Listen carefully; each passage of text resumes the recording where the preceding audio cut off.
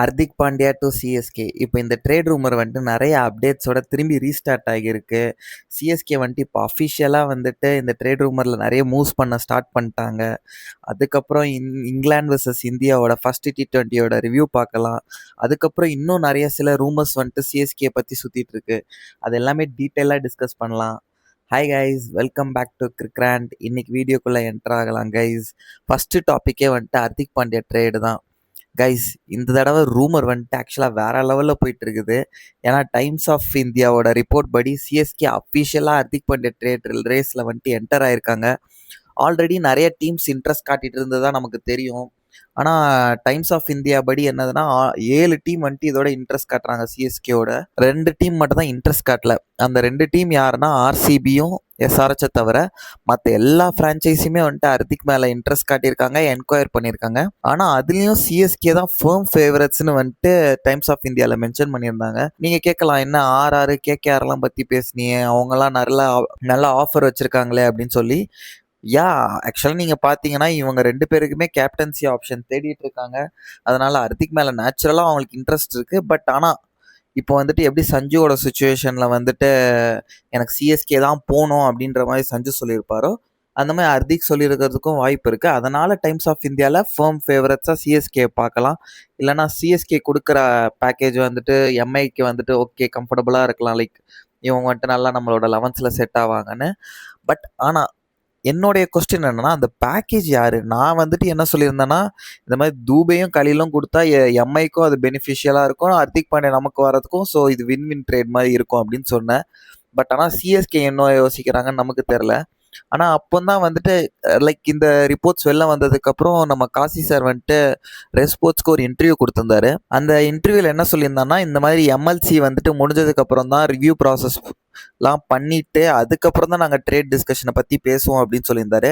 ஆக்சுவலாக இதே தான் வந்துட்டு சஞ்சுவோட ட்ரேட் நடக்கும்போதும் காசி சார் வந்து நிறைய இன்டர்வியூஸில் சொல்லியிருந்தாரு. லைக் இந்த மாதிரி நாங்கள் பார்த்துட்டு தான் இருக்கோம், லைக் வேறு வேறு ஆப்ஷன்ஸ் பார்க்குறோம், லைக் இல்லை இன்னும் டிஸ்கஷன் ஸ்டார்ட் ஆகல, அந்த மாதிரி நிறைய சொல்லிட்டு இருந்தாரு. பட் ஆனால் சைலண்ட்டாக பேக் எண்டில் வந்துட்டு அவங்க வந்துட்டு அந்த ட்ரேட் ரூமர்ஸோட ஒர்க்கை பண்ணிட்டு தான் இருந்தாங்க. ஸோ இப்போ ஹர்திக் பாண்டியா மேலே இன்ட்ரெஸ்ட் காட்டுறாங்கன்னா கண்டிப்பாக எனக்கு தெரிஞ்சு வந்துட்டு பேக் எண்டில் நடந்துட்டு தான் இருக்கும். ஆஃப்டர் இந்த இன்டர்வியூ வந்தோடனே கிரிக்பஸ்லேருந்து ஒரு ஆர்டிக்கல் வந்துச்சு, இந்த மாதிரி ஆமாம் சிஎஸ்கே ட்ரேட் டாக்ஸில் இருக்காங்க அப்படின்ற மாதிரி. ஸோ அது வந்துட்டு கிரிக்பஸ்லேருந்து வரும்போது இந்த ரூமர்ஸ் வந்துட்டு இன்னும் ஸ்ட்ராங் ஆக்குது. நான் சோஷியல் மீடியாவில் சில பேஜஸில் பார்த்தேன், இந்த மாதிரி ஆல்மோஸ்ட் வந்துட்டு டீல் டன் ஆகிற மாதிரி தான் இருக்குது. இதெல்லாம் ரூமர்ஸ் தான், லைக் இதெல்லாம் வந்துட்டு ரெப்யூட்டட் சைட்ஸில் போடலை. ஆல்ரெடி டீல் வந்துட்டு முடிஞ்ச மாதிரி தான் இருக்குது, லைக் ஃபைனல் ஸ்டேஜஸில் இருக்குது. பிசிஐ கிட்ட அப்ரூவலுக்கு போகிற மாதிரியும் இருக்குது அப்படின்னு சொல்கிறாங்க. ஆக்சுவலாக கைஸ் இதெல்லாம் பார்த்தா எனக்கு வந்துட்டு ரொம்ப எக்ஸைட்டிங்காக இருக்குது. இந்த ட்ரேட் டாக்ஸ் நடக்கிறத லைக் அந்த ட்ரேட் முடிகிறத விடுங்க, பட் ஆனால் இந்த ட்ரேட் டாக்ஸில் ரொம்ப இன்ட்ரெஸ்டிங்காக இருக்குது. அஃபிஷியல் கன்ஃபர்மேஷன் எதுவுமே வரலனாலும் இவங்களே வந்துட்டு அது முடிஞ்சிருச்சு அப்படின்ற மாதிரி பேசுறது, இல்லைனா வந்துட்டு நல்ல ஒரு ஸ்டோரி லைன்ஸ் எழுதுவாங்க கைஸ். இந்த மாதிரி இது சூட் ஆகும் பட் ஆனால் ஹர்திக் பாண்டியா டு சிஎஸ்கே வந்துட்டு ஒரு ரியலிஸ்டிக்கான ஆப்ஷன் தான், நான் இல்லைன்னு சொல்ல மாட்டேன். பட் ஆனால் நம்ம இப்போ என்ன பண்ணோம்னா பாப்கார்னை எடுத்து வச்சு நல்லா ட்ரேட் மார்க்கெட்டை வந்துட்டு என்ஜாய் பண்ண வேண்டியதான். ஏன்னா ஒரு நாளும் ட்விஸ்ட்டுக்கு மேலே ட்விஸ்ட்டாக வருது. ஸோ பார்க்குறதுக்கு எக்ஸைட்டிங்காக இருக்குது. இப்போ வந்துட்டு டீம் இந்தியா சைடுக்கு வரலாம் கைஸ். இங்கிலாந்து வெர்சஸ் இந்தியா வந்துட்டு ஃபர்ஸ்ட் T20 ஆடினாங்க. இந்தியா தான் டாஸை வின் பண்ணாங்க. வின் பண்ண உடனே பேட்டிங் சூஸ் பண்ணிட்டாங்க. சஞ்சு சாம்சன் வந்துட்டு அன்ஃபார்ச்சுனேட்லி இன்னொரு ஃபெயிலியர் கைஸ். தொடர்ந்து இதோட 3 ஃபெயிலியர். அவர் இது வரைக்கும் டபுள் டிஜிட் கூட இந்த 3 இன்னிங்ஸ்லேயே தாண்டல. பட் ஆனால் நமக்கு சஞ்சுவை பற்றி தெரியும். ரீசெண்ட் ஃபார்ம் என்ன தான் கன்சர்னிங்காக இருந்தாலும் அவர் கண்டிப்பாக நல்லா கம்பேக் கொடுப்பாருன்னு நான் ஸ்ட்ராங்காக நினைக்கிறேன். பட் ஆனால் அவரோட பார்ட்னர் அபிஷேக் சர்மா வந்துட்டு ஒரு நல்ல இன்னிங்ஸ் ஆடினார். அதுக்கப்புறம் வந்துட்டு இஷான் கிஷன் டக்காடும் உடனே ஸ்ரேயஸ் ஐயரும் திலக் வர்மாவும் கொஞ்சம் ஸ்லோவாக தான் ஆரம்பித்தாங்க. அதில் கொஞ்சம் ஸ்ரேயஸ் ஐயர் வந்துட்டு டீசெண்டாக கான்ட்ரிபியூட் பண்ணார். பட் ஆனால் திலக் வர்மா ரொம்ப ஸ்ட்ரகிள் பண்ணார். ரீசெண்டாக அவர் ரொம்ப ஸ்ட்ரகிள் இன்டர்நேஷ்னல் கிரிக்கெட்டில் பண்ணுறாரு, ஏன்னு தெரியல. பட் ஆனால் இன்னொரு சைடில் பார்த்தீங்கன்னா இந்தியா வந்துட்டு ஒரு நல்ல ஸ்கோர் போஸ்ட் பண்ணுறதுக்கு ரீசன் வந்துட்டு நம்ம சிவம் தூபே தான். 20 பால்ஸில் ஆல்மோஸ்ட் 40 ரன்ஸ் கிட்ட அடிச்சிருந்தாரு.